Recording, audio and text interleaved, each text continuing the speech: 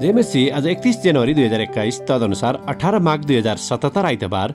आज हामी माथिल्लो कोठाबाट हेर्नेछौँ। आजको शीर्षक छ स्वीकृति खोज्नु।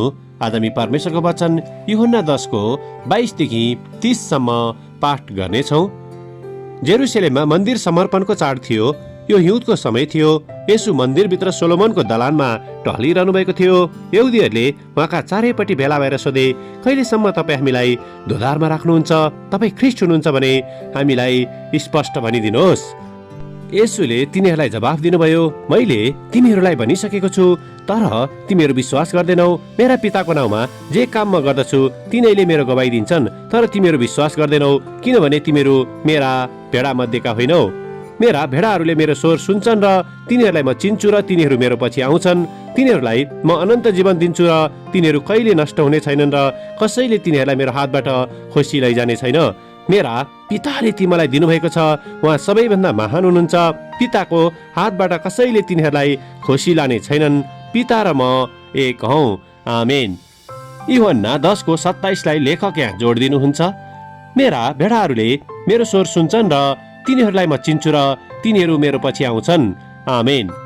लेखक आफ्नो अनुभव र विचारलाई यहाँ यसरी प्रस्तुत गर्नुहुन्छ। मेरो घरमा केही नातेदारहरू आउने भएको कारणले जसै म र मेरो श्रीमतीले घरलाई सरसफाई गर्नतिर लाग्यौं, तब हामीले घरका कुना काप्चामा धेरै काम नलाग्ने कुराहरू रहेको याद गर्यौं, जसले हामीलाई त्यसअघि केही फरक पारेको थिएन। साथै खाना खाने थालहरू पनि एक्कासी अलि पुरानो देखियो।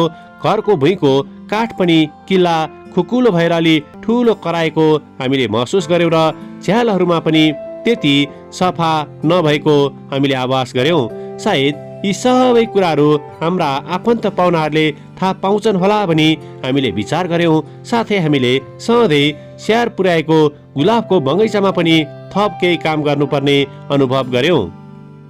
जसै म बगैँचामा बसेर त्यहाँ रहेका सेता पहेँला र राता गुलाबहरूलाई निहालिरहेको थिएँ, तब मैले यो सबै कामहरू कसरी सकाउने होला भनेर विचार गरिरहेको थिएँ। तब अरू मानिसहरूको प्रतिक्रिया र अभिप्राय बुझ्दा बुझ्दै मैले आफ्नो जीवनको धेरै समय बर्बाद गरेको छु भन्ने विचार ममा एक्कासी आयो। साथीभाइहरू अथवा परिवारजनको स्वीकृतिलाई बढी प्राथमिकता दिने कुराले प्राय मेरा विचारहरू भरिएका हुने गर्दथे, जसबाट मैले परमेश्वरको आवाजलाई राम्रोसँग सुन्न चुकिरहेको थिएँ। साथै परमेश्वरको वचनलाई मैले मानिसहरूको वचनद्वारा ढाक्ने अवसरहरू दिइरहेको थिएँ।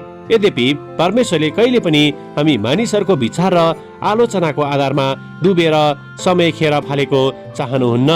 उहाँ त्यसको साटोमा हामी उहाँको सन्तानहरू भई केवल उहाँको स्वीकृति र विचारलाई खोजी गरेको चाह गर्नुहुँदछ। जीवनमा परमेश्वरको विचार सबैभन्दा महत्त्वपूर्ण छ। मानिसहरूको विचारहरू सायद सफलता र असफलता मापन गर्नको निम्ति प्रयोगमा आउलान्, तर सत्यताको आधारमा केवल परमेश्वरको विचार र अभिप्राय मात्र विश्वासयोग्य छ र केवल उहाँले मात्र हामीलाई मानिसहरूको विचार र मान्यताको तितो बन्धनबाट छुटकारा दिन सक्नुहुन्छ। आमेन। आजको विचार परमेश्वरको अभिप्राय र विचार मेरो निम्ति महत्त्वपूर्ण छ। प्रार्थना। प्यारो परमेश्वर, तपाईबाट ध्यान भङ्ग गरिदिने मानिसहरूको विचार र आवाजहरू भन्दा पहिला हामीले तपाईको आवाजलाई सुन्न सकौं, येशूको नाउँमा। आमेन। आजको लेखक डग लिम, क्यालिफोर्निया, अमेरिका। आजको प्रार्थनाको विषय अन्य व्यक्तिहरूको अभिप्राय र विचारको आधारमा बाँचिरहेका मानिसहरूको निम्ति।